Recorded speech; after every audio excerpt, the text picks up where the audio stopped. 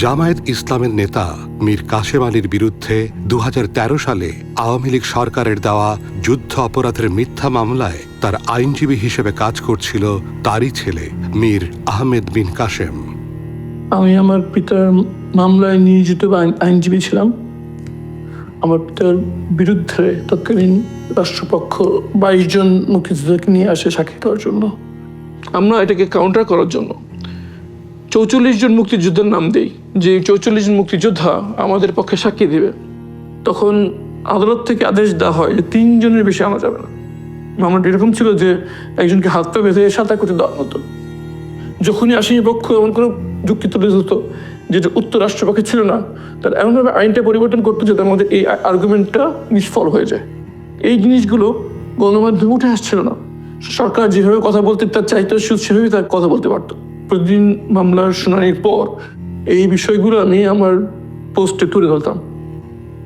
তো আমার এই পোস্টগুলো খুব অল্প সময়ের ভিতরেই আন্তর্জাতিক সম্প্রদায়ের নজরে আসে। তাদের কথা হচ্ছে যে একজন আইনজীবী এই অভিযোগগুলো তুলেছে, সরকারের বক্তব্য কি? সরকার তো জেনে বুঝেই কাজগুলো করছে, তারা তো ন্যায় বিচার করার ইচ্ছা তাদের ছিল না, তাদের কাছে এগুলো উত্তর ছিল না। আন্তর্জাতিক সম্প্রদায়ের কাছে তাদের এই ভাবমূর্তিটা নষ্ট হতে থাকে। তো অনেকেই বলেছে যে ওকে একটু সরে যেতে, কিন্তু ও বলেছে যে আমি আমার বাবার লয়ার হিসাবে আমাকে এই লড়াইটা লড়তে হবে, আইনি এই লড়াই আমাকে লড়তে হবে, কাজে আমি কোথাও যাব না। আমি যদি চলে যাই তাহলে ওরা খুব সহজেই আব্বুকে ফাঁসি দিয়ে দিবে।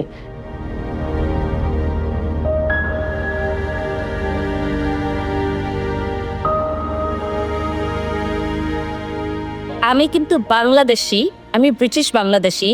একসাথে যদি আমরা কাজ করি অনেক অ্যাচিভ করা যাবে আমাদের কমিউনিটির জন্য। মারামারি কাটাকাটি আর নেগেটিভ ক্যাম্পেইন করে কোনো লাভ হবে না। আমরাও প্রোগ্রেস করতে পারবো না, আর আমাদের কমিউনিটিও প্রোগ্রেস করতে পারবে না।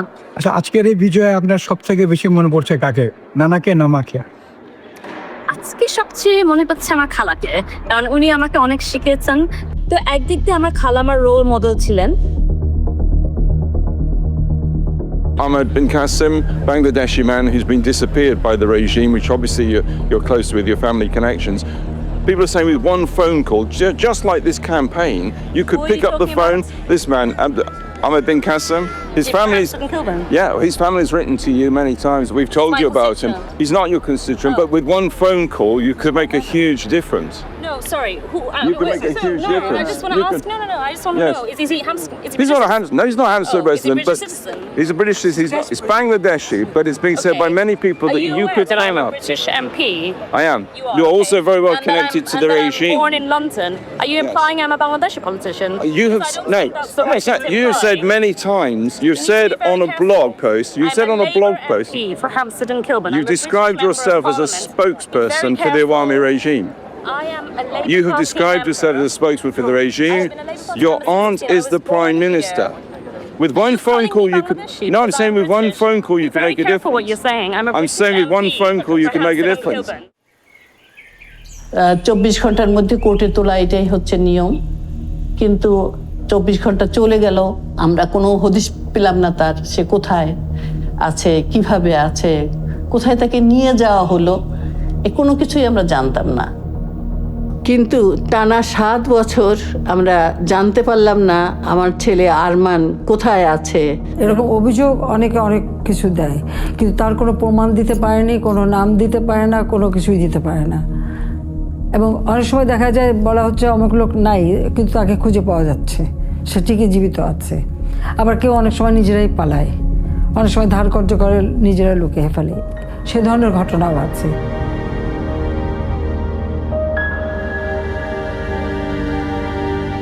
দু ২০০৮ থেকে ২০২৪ পর্যন্ত বাংলাদেশে এক নির্মম ফ্যাসিস্ট শাসন চালায় তৎকালীন প্রধানমন্ত্রী শেখ হাসিনা।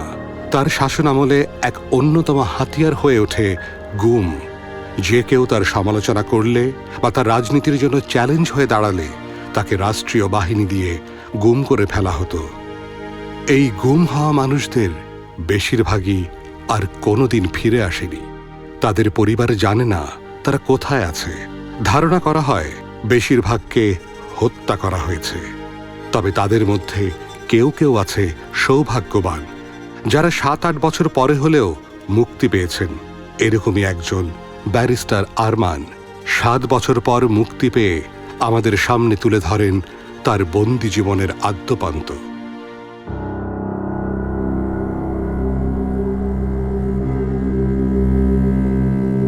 আমাকে যখন জোর করে চোখ বাঁধা অবস্থায় বাসা থেকে নিয়ে আসা হয়, আমি ঠিক বুঝতে পারছিলাম না আমাকে কোথায় নিয়ে যাওয়া হচ্ছে। অনেকক্ষণ গাড়ি চলার পর গাড়িটি একটি নিস্তব্ধ জায়গায় এসে থামলো। চোখ বাঁধা অবস্থায় আমাকে যখন ভেতরে ঢোকানো হচ্ছিল, আমি বুঝতে পারছিলাম যে খুব স্যাঁতস্যাঁতে এবং খুব বদ্ধ জায়গায় আমাকে ঢোকানো হচ্ছে। প্রচণ্ড গরম এবং স্যাঁতস্যাঁতে, এবং আমি বিভিন্ন মানুষের কান্নার আওয়াজ শুনছিলাম।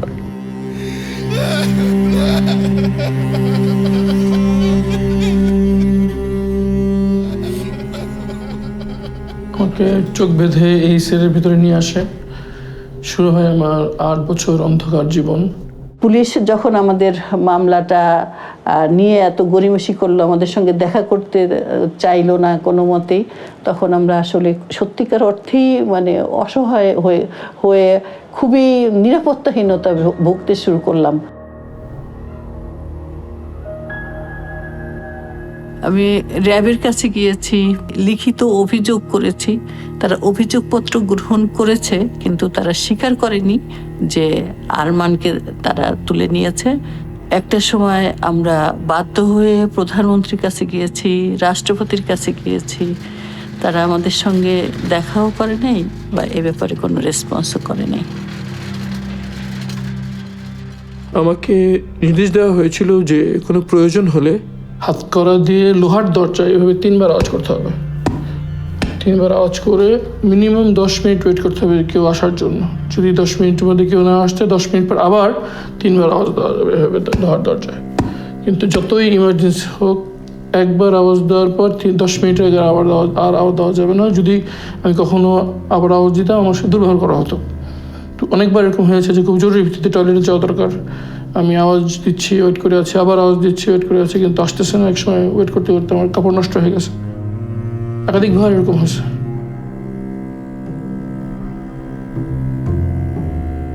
আমি যখন টয়লেটে যেতে যেতাম, তখন তোরা আমার বাম হাতের হাতকড়াটা খুলে দিত এবং ডান হাত থেকে আমার হাতকড়াটা ঝুলতো। টয়লেটে এসে আমি চোখটা একটু বড় করে খুলতাম, খুলে ওই ডান হাতকড়ার যে অংশটুকু ঝুলছে সেটা দিয়ে দিন সকালে টয়লেটে আসে একটা দাগ দিতাম। এভাবে করে প্রত্যেক দিনের জন্য 1 দাগ, এভাবে করে আমি দিনের হিসেব রাখছিলাম। আনুমানিক 6 মাস পর্যন্ত আমি এভাবে হিসেব রাখতে পারি। এরপর 6 মাসের মাথায় একবার এক গার্ড বুঝে ফেলে যে আমি এভাবে এখানে দাগ দিয়ে হিসেব রাখছি। পরে অনেকজন রুমে আসে এবং আমাকে খুব বকাঝকা করে, খুব দুর্ব্যবহার করে এবং স্কেপার দিয়ে ঘষে সেই দাগগুলো সব উঠে দেয়। এই সেলে যখন আমি ছিলাম, তখন বুঝতে পারতাম না যে বাইরে কি দিন না রাত। একবারের জন্য বলেনি আমি কোথায় আছি। আমার কাছে মনে হতো যে আমাকে জীবন্ত কবর দিয়ে দেওয়া হচ্ছে। এই অন্ধকার ঘরে বন্দি অবস্থায় তারা হাতকড়া পরে রাখতো, চোখ বেঁধে রাখতো 24 ঘন্টা। তখন আমি এটা কোনোমতেই মানতে পারছিলাম না। আমি বারবার বলতাম যে আমি তো বন্দি অবস্থায় আছি, দেয়ালের ভিতরে আছি, দরজা বন্ধ, এখানে কেন আমাকে চোখ বেঁধে রাখতে হবে, হাতকড়া পরে রাখতে হবে 24 ঘন্টা। তারা বলতো এটাই নির্দেশ, এখানে সব বন্দীদের সাথে এটাই করা হয়। আমার কাছে মনে হচ্ছে মেরে ফেললে অন্তত আমার এই যে কষ্ট হচ্ছে প্রচন্ড, সেটা থেকে আমার মুক্তি হবে। Bangladesh remains an important human rights priority area for the Foreign Office, and that we continue to raise allegations of enforced disappearance is at all levels of the government of Bangladesh. Prime Minister, what do you say to international NGOs who accuse your regime of suppressing human rights? That's a grave concern. What do you say? I would really ask you to respect. You're not taking questions from the British press. I've taken one question so far. I From the only have British time. press. The Prime Minister has to go. You're refusing to let us ask the question.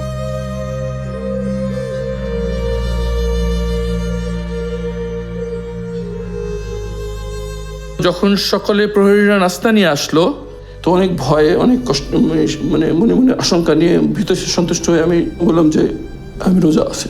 তো আমি চোখ বাঁধা অবস্থায় কিন্তু feel করছি যে প্রহরী এসে অনেকক্ষণ চুপ করে থেকে একটু মুখ খারাপ করে বললো যে সেরি কি দেখাইছিস। তাই বললাম যে আমি সেই পানি খেয়েছি, পানি ছিল, পানি খেয়েছি। তারপর তারা যেন আমাকে আর কিছু না বলতে পারে এই জন্য আমি নামাজে দাঁড়িয়ে গেলাম। 10 মিনিট আমি নামাজ পড়তেছি, দীর্ঘ নামাজ পড়তেছি, লম্বা সময় রুকু, লম্বা সেজদা দিয়ে আমি দীর্ঘ নামাজ পড়তে যাচ্ছি। 10 মিনিট পর আবার 10-12 জন আসলো, এসে খুব খারাপ যে একজন বলতেছে ভং ধরছে, নামাজের ভং ধরছে, এটা দে একটা বাড়ি বলে ওয়ালে বাড়ি দিচ্ছে, আমার যে জায়গায় সেজদা দিই ওই জায়গাটা বাড়ি দিচ্ছে। কিন্তু আমি চমকে যাচ্ছি প্রতি আওয়াজে, কিন্তু আমি নামাজ শেষ করছি না, আমি নামাজ করে যাচ্ছি। তারা চলে গেল, যাওয়ার সময় খাবারটা নিয়ে গেল। আমার মনে আছে আমি নামাজ শেষ করে 4 হাত পা ছড়ে পড়ে গেলাম একদম সাথে। আমরা সবাই আসলে ফেসবুকে বা সোশ্যাল মিডিয়ায় বেশ সোচ্চার ছিলাম, এবং এই লেখাগুলোকে কেন্দ্র করেও তারা আমাদের উপরে অত্যাচার করার চেষ্টা করতো বিভিন্নভাবে। তো এটার জন্য জবাবদিহি করা, এটার জন্য বাসায় পুলিশ চলে আসা, ঘরের সমস্ত মালপত্র ক্রোক করে নিয়ে যাওয়া হচ্ছে, 3-4টা ভ্যান ভর্তি করে তারা আমাদের জিনিসপত্র নিয়ে গেছে। পাড়ার লোকজন তাকিয়ে থেকে দেখেছে। আমাদের কথাগুলো আমরা কোথাও বলতে পারি নাই, আমরা কোনো সাংবাদিক সম্মেলন করতে পারি নাই, আমরা কাউকে জানাতে পারি নাই, কারণ আমাদেরকে বলা হয়েছে যে যত বেশি আমরা প্রচার করব, যত মানুষকে বলবো, তত বেশি ওকে জীবিত পাওয়া আমাদের জন্য অনিশ্চিত হবে ব্যাপারটা। 3 মাস পর্যন্ত আমি আশায় ছিলাম যে হয়তো 3 মাস পর একটা কিছু হবে, কিন্তু যখন 3 মাস পারিয়ে গেল, 6 মাস পারিয়ে গেল, তখন আমি আশা ছেড়ে দিয়েছিলাম যে আর সম্ভব মনে হয় না এখানে স্বাভাবিকভাবে কিছু এখানে হবে, হয় আমাকে এখানে মৃত্যু হবে, আমি এই নির্যাতনে কষ্টে আমার এখানে মারা যাবো, অথবা আমাকে কোনো সময় মেরে ফেলবে। কখনো এখানকার পুলিশ, পল্লবী থানা পুলিশ এবং আশেপাশে আরো থানাগুলো, কতগুলো থানা একসঙ্গে আসতো, যে আমাদের বাসায় তাদের আসতেই হবে, প্রতি মাসেই তাদের আসতে হবে। এবং আসলে তারা যে কাজগুলো করতো, আমাদের কাছে আমার ছেলেকে খুঁজতো। এটা ছিল আরেকটা রহস্যজনক ব্যাপার। আমার কাছে আমার ছেলে খুঁজতো, কেন খুঁজে? নিশ্চয়ই আপনি কোথায় গোপনে রেখেছেন, আপনি কোথায় লুকিয়ে রেখেছেন। তখন আমি বললাম যে এটি কী ধরনের তামাশা একটা অসহায় মায়ের সাথে, যে যার ছেলেকে গুম করা হয়েছে, তাদের কাছে এসে আপনারা তার ছেলেকে খুঁজছেন। আমি আপনাদের কাছে বারবার আবেদন জানাচ্ছি, আমার ছেলেকে খুঁজে দেন, দায়িত্ব আপনাদের খুঁজে দেওয়ার।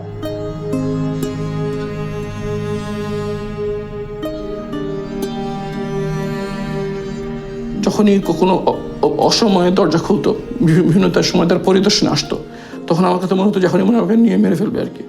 এরকম একটা হত্যা করে ফেলবে এই আশঙ্কা প্রতি মুহূর্ত, প্রতিদিন এই আশঙ্কা নিয়ে থাকতে হতো আর কি। ভিতরে থেকে আমাকে খেয়ে ফেলছিল যে কিভাবে চলছে আমার ফ্যামিলি, কিভাবে চলছে আমার মা, কিভাবে আছেন, কেমন আছেন আমার মা। জানতে পারছিলাম না যে যেই পিতার জন্য আমি সব কিছু উৎসর্গ করে দিয়ে তার মামলা পরিচালনার জন্য নিজেকে নিয়োজিত করেছিলাম, তার মামলার কী হলো শেষ পর্যন্ত। তাকে কি খালাস দেওয়া হলো, যাবজ্জীবন দেওয়া হলো, না ফাঁসি দেওয়া হলো, এটাও আমাকে জানতে দেয়নি তারা। এইসব চিন্তা আমাকে একেবারে আমার মনে হচ্ছে যে আমার মাথা ফেটে 2 ভাগ হয়ে যাবে দুশ্চিন্তায়। আমি প্রায় অসুস্থ হয়ে পড়তাম, ব্লাড প্রেশার হাই হয়ে যেত, খিচুড়ির মতো অবস্থা হতো, চোখ উঠে যেত, ব্লাড সুগার মাপতে যে ডায়াবেটিস মাপার মেশিন আছে, অক্সিমিটার আছে, এমনকি ইসিজি মেশিনও আছে। আমাকে বেঁচে থাকার জন্য যে ন্যূনতম উপায় উপকরণ দরকার ছিল সেটা তারা দিত না, আবার কেউ মরে যাবে সেটাও তারা হতে দিত না।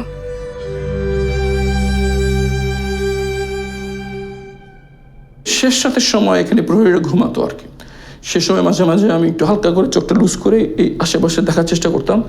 কোনো রকম বাইরের সাউন্ড, বাইরের আওয়াজ যাতে আমরা বুঝতে না পারি, এই জন্য এই জায়গায় একটা খুব হাই পাওয়ারের এক্সস্ট ফ্যান চলতো, যেটার মাধ্যমে বাইরের সকল আওয়াজ ঢেকে যেত। আমি বুঝতে পারতাম না বাইরের দুনিয়া কি কোথায় আছে, কি আছে।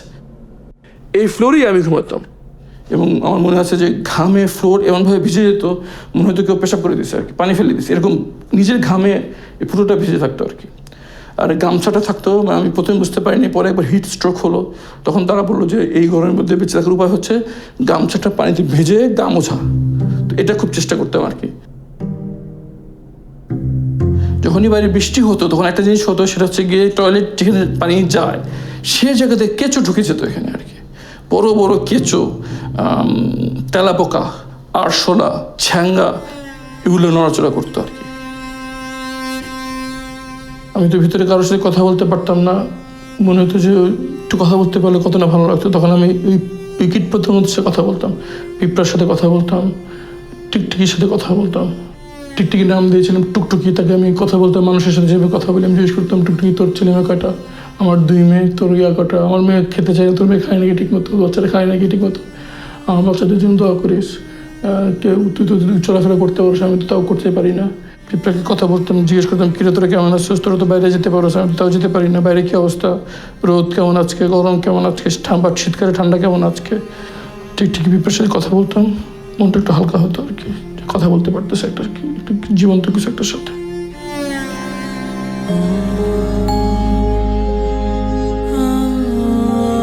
সবচেয়ে বেশি কষ্ট লাগতো যখন বাচ্চাদের কথা মনে হতো আর কি। যখন আমার ক্ষুধায় কষ্ট হতো তখন মনে হতো বাচ্চাদের কি অবস্থা, ওরা কি খেতে কিভাবে খাচ্ছে। বিশেষ করে বড় মেয়ে আমাকে ছাড়া খেতে যেত না, কেমন আছে, খুব কষ্ট দিত। যখন আমার ঠান্ডায় কষ্ট হতো, আমার 2 মেয়ে আমার মধ্যে অ্যাজমা আছে, তো আমি ঠান্ডায় অবস্থা, তাদের কি অবস্থা। আর একই সঙ্গে আমার মনে হতো যে যদি আমার এরকম লাগছে নিশ্চয়ই আমার আম্মার কেমন লাগছে। যদি আমার খেতে কষ্ট লাগে তাহলে আমার আম্মার কেমন লাগতেছে, এটা খুব মনে হতো। মনে মনে আল্লাহকে দোয়া করতাম যে আল্লাহ আম্মাকে যেন জানিয়ে দেন যে তার সন্তান জীবিত আছে।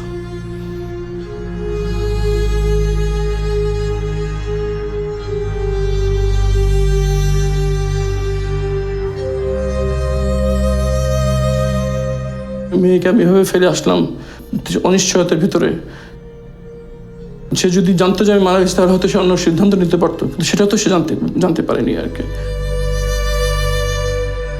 তার জন্য খুবই খারাপ লাগতো যে তার হক আমি তাকে দিতে পারিনি।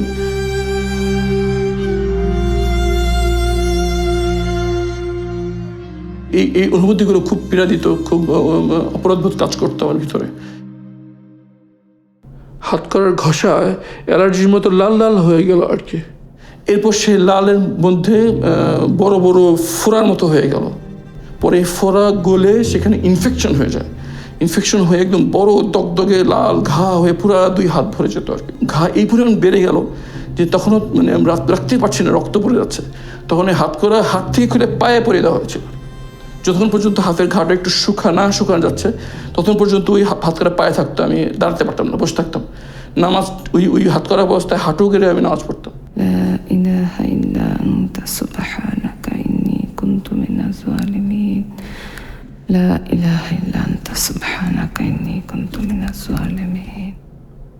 মায়ের ডাকের মাধ্যমে যেমন জাতিসংঘ থেকে প্রতিনিধি দল এসেছিল, তার সঙ্গে সাক্ষাৎ করার চেষ্টা করেছি, কিন্তু সেটা আমাদেরকে করতে দেওয়া হয় নাই। আমরা হোটেল শেরাটনে যেখানে তারা অবস্থান করছিলেন সেখানে গিয়ে তাদের সঙ্গে দেখা করার চেষ্টা করেছি, কিন্তু বারবার আমাদেরকে গাড়ি ঘুরিয়ে দেওয়া হয়েছে, আমাদেরকে সেখানে ঢুকতেই দেওয়া হয়নি। আমাকে ছেড়ে দেওয়ার 3-4 দিন আগে খাবার দেওয়ার সময় একজন আমার হাত ধরে ফেলে এবং বলে যে খুব বেশি দোয়া করেন। আমি মনে করেছি যে এটা আমাকে তারা মেনে ফেলবে সিদ্ধান্ত নিয়েছে, এই পূর্বাভাস সে আমাকে দিয়েছে। বেশি বেশি করে ইবাদত বাড়িয়ে দিই এবং মানসিকভাবে তৈরি হয়ে হয়তো যে কোনো সময় মেনে ফেলবে। মনে পড়ছিল আমার মা, আমার পিতা, আমার বাচ্চা, আমার স্ত্রীর কথা, যে তারা কিভাবে জানতে পারবে হয়তো কোনো নদীতে বা কোনো নর্দমায় আমার লাশ পড়ে থাকবে এবং তারা জানতে পারবে যে এরকম লাশ পাওয়া গেছে। হয়তো তারা মর্গে যে আমার লাশ শনাক্ত করবে, অথবা হয়তো কোনোদিন আমার লাশ কেউ পাবেও না। এইসব চিন্তা আমার মাথায় কাজ করছিল। আবার মনে মনে এইভাবে সান্ত্বনা দিচ্ছিলাম যে লাশ যাই হোক, রুহ তো আল্লাহর কাছে চলে যাবে। শেষ রাতের দিকে 10-12 জন প্রহরী হঠাৎ করে আমার সেলে ঢুকে পড়ে। আমি ঘাবড়ে যাই।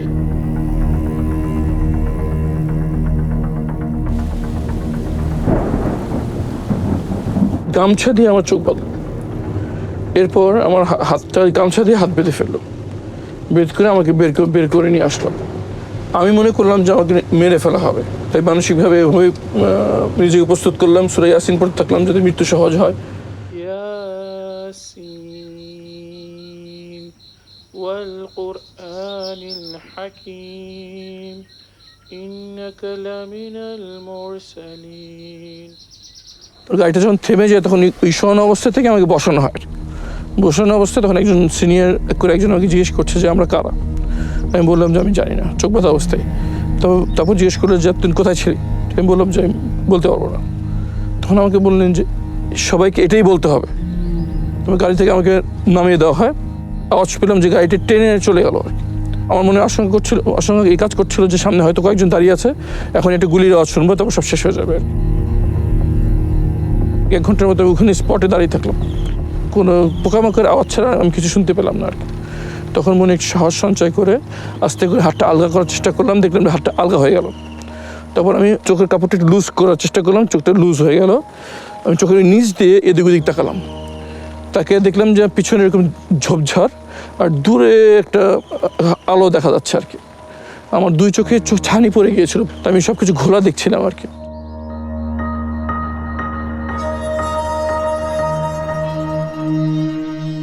আমি নামাজের পর ইমাম সাহেবের কাছে গেলাম, যে আমি পরিচয় গোপন করে বললাম যে আমার অজ্ঞান পার্টি আমার সব নিয়ে গেছে।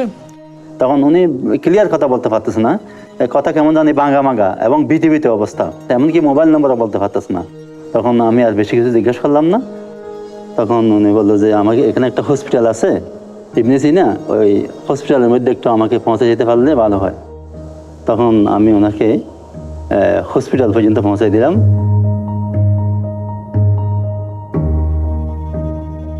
আমি ভয় পাচ্ছিলাম যে কেউ আমাকে চিনে ফেলে কিনা, বিশেষ করে তৎকালীন সরকার পক্ষে কেউ আমাকে চিনে ফেলে কিনা। এই ভয়ে আমি গামছা দিয়ে মুখ ঢেকে বসেছিলাম। অনেকক্ষণ বসে থাকার পর যখন দেখলাম এক ওখানকার স্টাফরা আসছে, তখন আমি যে গার্ডের সাথে কথা বলার চেষ্টা করলাম। তখন গার্ডরা আমাকে চিনতে পারে নাই, এই জন্য আমি ঢুকতে পারিনি। তখন আমি আবার যে বসে থাকলাম মেন গেট খোলার অপেক্ষায়, অথবা কেউ পরিচিত আসবে এই অপেক্ষায় প্রায় 1 ঘন্টা বসে থাকলাম।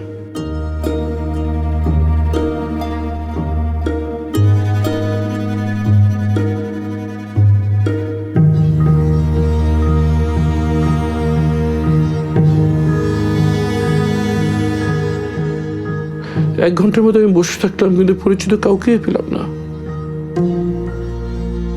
এরপর যখন রোগীদের আসা যাওয়ার জন্য প্রধান গেটটি খুলে দেওয়া হয়, তখন আমি ভিতরে চলে যাই।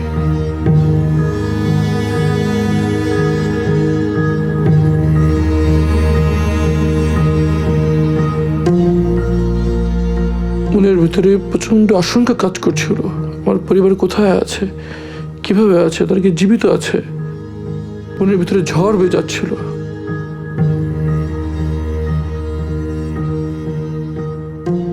একটু পর ইবনে সিনার পিআর অফিসার আশরাফ সাহেব সেখানে আসেন। উনি আমাকে ওনার রুমে নিয়ে যান, যদিও তিনি আমাকে তখন চিনতে পারেন নাই। তো আমি ওনার কাছে স্মার্টফোনটা নিয়েই আমি গুগলে যাই এবং আমার নাম সার্চ দিই। সার্চ দেওয়ার সাথে সাথে এই ছবিটা স্ক্রিনে ভেসে ওঠে। তখন আমি ঠিক আমার চেহারা কাছে ভেবে নেই, আমাকে দেখা যায় ওনাকে চিনেন কিনা। তখন সাথে সাথে ভাই আমাকে চিনতে পারে এবং খুব আবেগ আপ্লুত হয়ে পারেন আর কি। কথায় কথায় তার কাছ থেকে আমি প্রথম জানতে পারি যে 5ই আগস্ট শেখ হাসিনা পালিয়ে গিয়েছে। আমি তো বিশ্বাসই করতে পারছিলাম না, আমার কাছে স্বপ্নের মতো মনে হচ্ছিল।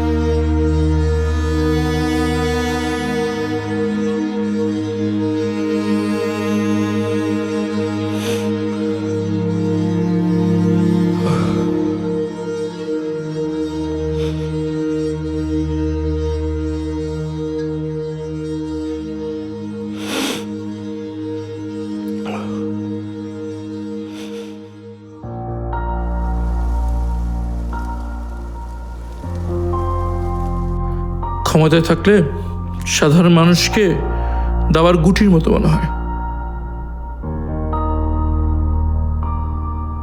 ক্ষমতায় থাকলে মানুষকে আর মানুষ মনে হয় না। ক্ষমতার চেয়ার তো খুব উপর থেকে সবকিছু যেমন ছোট লাগে, সাধারণ মানুষের ছেড়ে ক্ষুদ্র মনে হয় আর কি। এই সেই বেডরুম যেখানে ফ্যাসিস্ট হাসিনা থাকতো। এভাবে মানুষ মেরে সে কিভাবে ঘুমাতো এখানে?